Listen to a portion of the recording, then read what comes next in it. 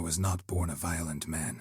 In my youth, I was known for gentleness. I felt things deeply, too deeply, some said, and animals seemed to sense it. They trusted me without hesitation. I found comfort in their wordless loyalty, in the uncomplicated nature of their affection. When I married, my wife encouraged this tenderness, and our home gradually filled with living creatures, birds, rabbits, and a small dog. But Pluto was different. He was more companion than pet, watchful, intelligent, deeply attached to me. He followed me from room to room, as though my presence anchored his world. At night he slept against my chest, his steady breathing, a quiet reassurance I never thought to question.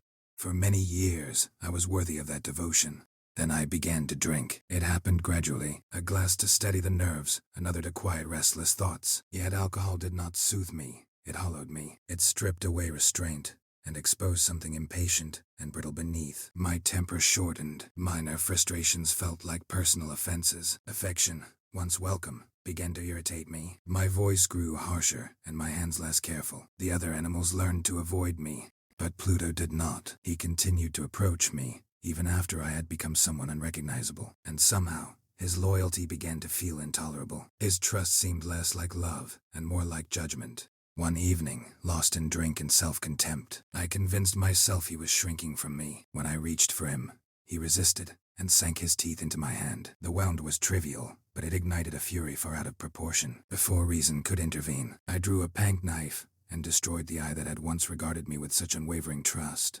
I remember the sound more vividly than the blood. He recovered physically, but he no longer approached me. He fled at my steps, and vanished at my shadow. His fear should have shamed me. Instead, it filled me with resentment. It was as though his terror reflected back to me the man I had become. I could not endure that reflection. One morning, with a calm deliberation that chills me even now, I slipped a noose around his neck and hanged him from a tree behind the house. He struggled briefly. I watched without intervening. There was a moment something within me urged restraint. I ignored it. That night, our house burned. The flames consumed everything we owned. We escaped with our lives, but nothing else survived.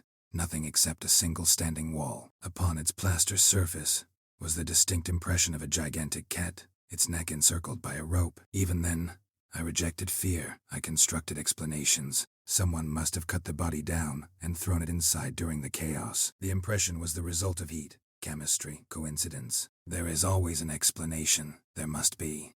Weeks later, in a dim tavern, I encountered another black cat. It was nearly identical to Pluto. Same size, same missing eye, as though my guilt had assumed physical form. I brought it home. This creature, however, brought no comfort. It attached itself to me with unsettling persistence, following me relentlessly, fixing me with prolonged, searching stares. Upon its chest was a patch of white fur that I initially paid little attention to. Over time, that patch seemed to alter in shape, until its outline became unmistakable, a gallows. The image grew clearer each day, as though my fate were gradually inscribing itself upon the animal's body. I came to dread its presence. I felt observed, weighed, silently condemned. One evening, overcome by a surge of irrational hatred, I seized an axe and raised it to destroy the creature. My wife intervened, grasping my arm and calling my name. In that instant, my rage shifted direction. The blow meant for the animal fell upon her. When the haze of fury lifted, she lay motionless at my feet. What followed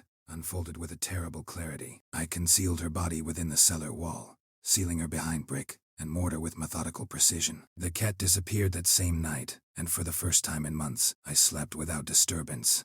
For days later, the police arrived. They searched the house thoroughly and found nothing. Secure in my workmanship, I accompanied them to the cellar, and even boasted of the solidity of its construction. In a gesture of reckless arrogance, I struck the very wall that concealed my crime. The sound that answered was not the dull knock of brick. It was a scream, harsh, unearthly, saturated with a triumph so terrible that it shattered what remained of my composure. The officers tore down the wall. There she stood, upright in death, her face fixed in silent horror, and perched upon her head, alive and staring with its single, unblinking eye, sat the black cat.